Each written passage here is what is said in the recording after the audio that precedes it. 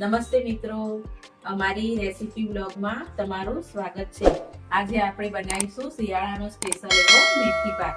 તો આપણે મેથી પાક બનાવવાનું સ્ટાર્ટ કરીએ એ પહેલા આપણે આ બધી સામગ્રી લઈ લીધી છે જે મેથી પાકમાં નાખવાની છે।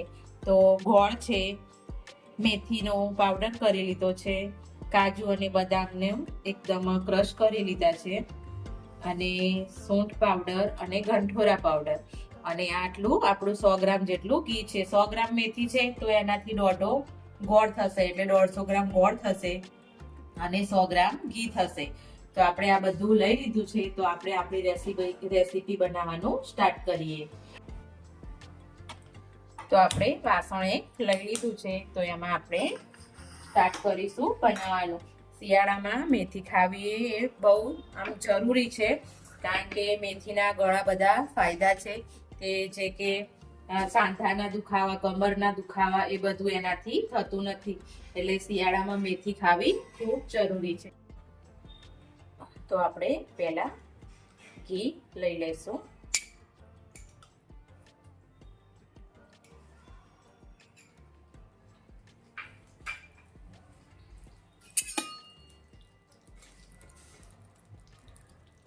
તો આપણે ઘી ગરમ થઈ ગયું છે, તો હવે આપણે આમાં ગોળ પણ નાખી દઈશું।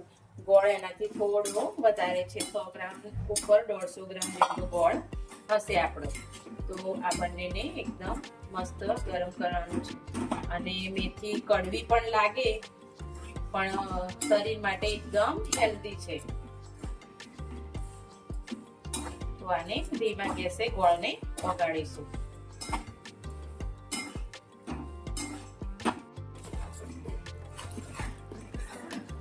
ગોળ ઓગળી ગયો છે, તો એમાં પહેલા આપણે મેથી નાખી દઈશું। તો મેથી થોડી એવી આપણી અંદર એની કચાશ હોય થોડી એ દૂર થઈ જશે।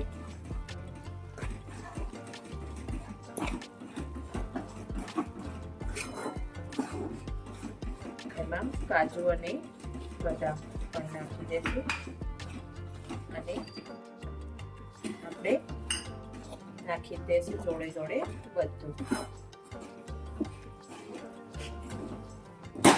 તમે ગુંદમાં પણ આ રીતે ગુંદ બનાવીએ એમાં પણ તમે નાખીને ખાઈ શકો છો। મેથી તમને ભાવે તો એકલી પણ ખાઈ શકાય, અને અંદર ઘઉંનો લોટ એડ કરીને પણ ઘણા લોકો કરતા હોય છે, તો એ રીતે પણ કરી શકાય।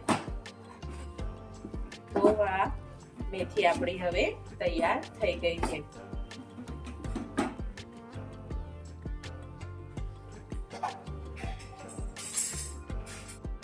તો આપણી આ મેથી તૈયાર થઈ ગઈ છે, તો આપણે આ વાસણમાં કાઢી લઈશું।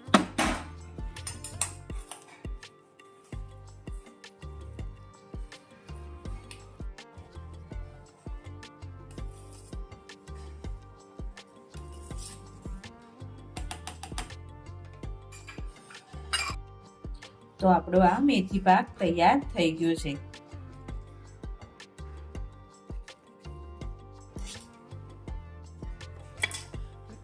તો આપણો આ મસ્ત એવો મેથી પાક તૈયાર થઈ ગયો છે। તો રોજ સવારે તમે ગમે ત્યારે નાસ્તો કરો ત્યારે આ લઈ શકો છો, અને કડવો પણ લાગશે પણ શરીર માટે એકદમ હેલ્ધી છે। એટલે તમને આ વિડીયો અમારો ગમે તો લાઈક કરજો, શેર કરજો, સબસ્ક્રાઈબ કરજો, અને કંઈ પણ ના સમજણ પડે તો મને કમેન્ટમાં કહેજો, તો હું કમેન્ટમાં જવાબ ચોક્કસથી આપીશ।